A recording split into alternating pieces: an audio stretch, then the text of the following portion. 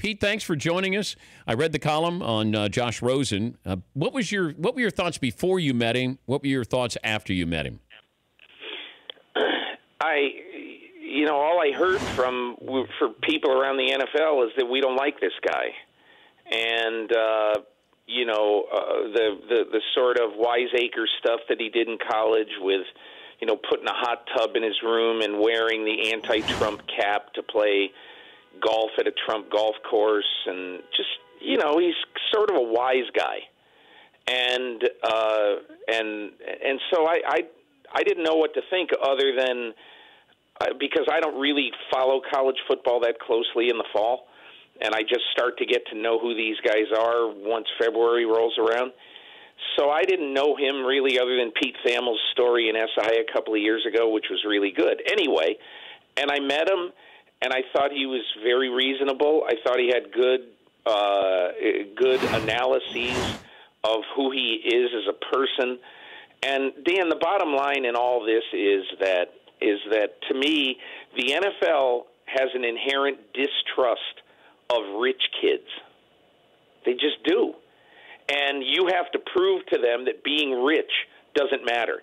Josh Rosen's family is wealthy. His great-grandmother founded the Wharton School at Penn. His father is a very successful surgeon in Los Angeles. They've got a lot of money. So a lot of people in the NFL just sort of roll their eyes at that to begin with. And I just think the best answer he gave me is that, having all this money and being this competitive and being at the Combine and playing in the Pac-12 and everything, that should prove to you that, how much I love football and how much I want football. I don't have to work this hard. I don't have to do all this. The fact that I'm doing it and doing it at a high level should prove to everybody that, hey, the first time I get benched, I'm not going to quit and go home and live in the mansion in L.A. We love comparisons. It feels like any draft in any sport, we like to compare somebody. If you're going to compare his personality, I guess, let's start there. Is there a comparison, an apt comparison? I was just talking to a coach at the Combine about this.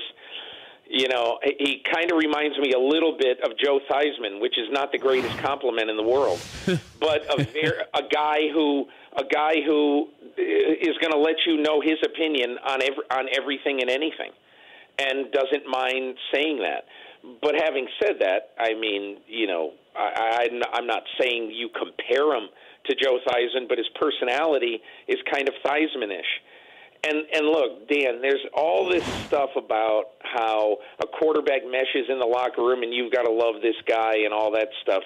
And look, I've been around a lot of quarterbacks who are either quieter guys, who are not guys who, hey, rally around me guys and all that. And they when they win, the players in the locker room love them. When they play great, the players love them. They're not going out to dinner with each other all the time. The players love him because he shows up Sunday at 1 o'clock and plays great. And all this other stuff, it's all because NFL teams have months to dig into guys, and I don't find this guy particularly disturbing at all in any way. Peter King, the MMQB.com, joining us, Dan Patrick Show. Did you have a stronger opinion on any of these quarterbacks after leaving the Combine? Yeah, I probably, just watching. The most interesting thing about the workouts is that you can watch all these quarterbacks throw the exact same route right in a row. So to watch Baker Mayfield throw the ball, this guy's got. I'm not saying he's got I'm not saying he's got a Noah Syndergaard fastball or anything like that. Guy's got a really good arm. From what I was led to believe, average arm, and all that. I thought his arm was plenty good at the Combine. Obviously, Josh Allen's got a big arm, and the key for him is going to be accuracy. He's working with Jordan Palmer, who has really kind of made a good name for himself as a guy who can mentor young quarterbacks and teach them a lot of the right things to do. So I think that the big question now, the biggest question among the quarterbacks, far and away, is going to be what you think of Josh Allen's ability to become a 63% passer in the NFL after being a 56% passer at a mid-level college program. Pete, thanks for joining us. Great stuff on Josh Rosen. I enjoyed it, and we'll talk down the road. Thank you. Sounds good, Dan. Take care. Peter King, MMQB.com, and the column is Deciphering Josh Rosen. For more Dan Patrick Show, tune to Audience Channel 239 on DirecTV or download the Dan Patrick Show app.